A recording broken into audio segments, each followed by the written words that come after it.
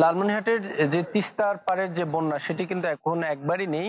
গতকাল যে তিস্তা একবারে ভরা পানি ছিল, আজকে কিন্তু সেই পানি নেই। একদম তিস্তার চরাঞ্চল, নিম্নাঞ্চলের যে প্লাবিত এলাকাগুলো রয়েছে সেগুলো থেকে কিন্তু এক রাতেই পানি নেমে গেছে। এখন কিন্তু সেই পানি নেই। মানুষের ভোগান্তি, বন্যা পরবর্তী যে ভোগান্তিগুলো রয়েছে সেগুলো কিন্তু এখন দেখা দিয়েছে।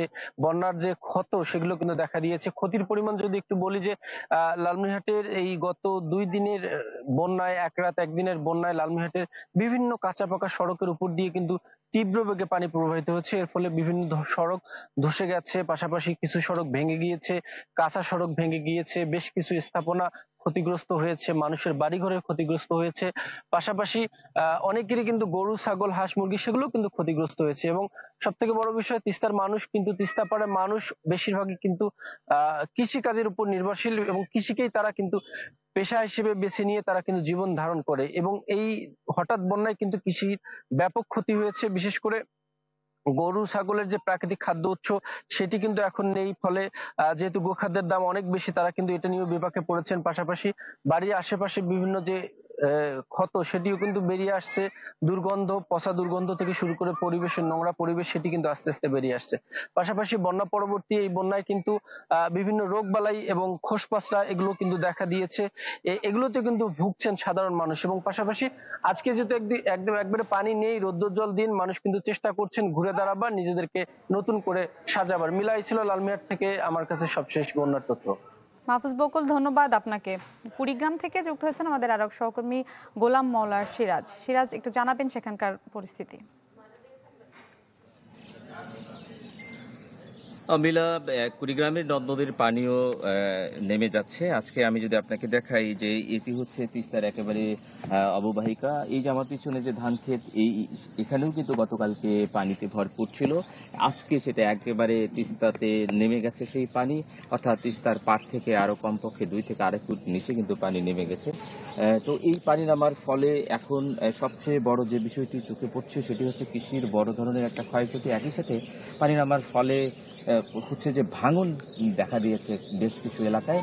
এই তিস্তাও কয়েকটি জায়গায় ভাঙন শুরু হয়েছে এবং একই সাথে আমরা খোঁজ নিয়েছিলাম দুধকুমার এবং ধরলাও বেশ কিছু এলাকায় ভাঙন দেখা দিয়েছে। এর মধ্যে দুধকুমারের যাত্রাপুর, কুড়িগ্রাম সদরের যাত্রাপুর এলাকায় দুধকুমারে গত 2 দিনে অন্তত 1.5 শতাধিক বাড়ি বিলীন করেছে ভাঙনে। এখন কিন্তু সবচেয়ে বড় চ্যালেঞ্জ হচ্ছে নদীপাড়ের মানুষের, সেটি হচ্ছে ভাঙন থেকে নিজেদেরকে বাঁচা। এবং কৃষির যে ক্ষতির কথা আমরা বলছিলাম, এটার জন্য কৃষি বিভাগ যেটা বলছে যে এই যে ধানের উপর যে পলি জমেছে সেটার থেকে ধানকে রক্ষা করতে এখন তাদেরকে হচ্ছে যে সাদা পানির স্প্রে করতে বলছে কৃষকদেরকে। সবকিছু মিলে আপাতত বন্যার সংখ্যা দেখছে না এখানকার পানি উন্নয়ন বোর্ড। মিলা। সিরাজ, ধন্যবাদ আপনাকে। দর্শক, লালমনিরহাট ও কুড়িগ্রাম থেকে যুক্ত হয়ে বন্যা পরিস্থিতির খবর জানাচ্ছিলেন আমাদের সহকর্মীরা।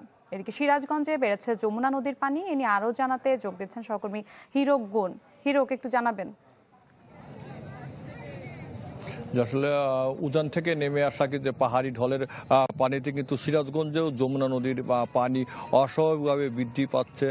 গত 24 ঘন্টায় কিন্তু সিরাজগঞ্জ পয়েন্টে যমুনা নদীর পানি বেড়েছে 64 সেন্টিমিটার এবং কাজীপুর পয়েন্টে কিন্তু পানি বেড়েছে 75 সেন্টিমিটার। যদি আপনাদের একটু দেখায়, আপনি দেখতে পারবেন আমরা কিন্তু এখন ঠিক রয়েছি যমুনা নদীর পাড়ে। আপনি দেখতে পাচ্ছেন যে যমুনা নদী কিন্তু ঠিক আগেও এই যমুনা নদীতে চর জেগে উঠেছিল, কিন্তু গতকাল থেকে কিন্তু যমুনা নদীর পানি বৃদ্ধি শুরু হয়, যে কারণে আজকে দেখতে পাচ্ছেন যে নদী কিন্তু আবারও উত্তাল হয়ে উঠছে এবং প্রচুর নদীতে কচুরি পানা এবং ঢেউ রয়েছে। গতকাল থেকেই সিরাজগঞ্জ পয়েন্টে যমুনা নদীর পানি বাড়তে শুরু করে। ঠিক আজকে সিরাজগঞ্জ পয়েন্টে গত 24 ঘন্টায় কিন্তু যমুনা নদীর পানি বেড়েছে 64 সেন্টিমিটার এবং যেটি কাজীপুর পয়েন্ট রয়েছে সেই কাজীপুর পয়েন্টেও কিন্তু যমুনা নদীর পানি বেড়েছে আরো 75 সেন্টিমিটার। আমরা কথা বলেছিলাম পানি উন্নয়ন বোর্ডের সাথে।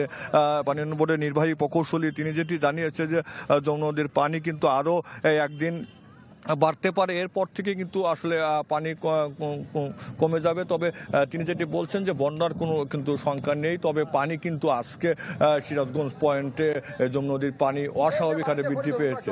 মিলা।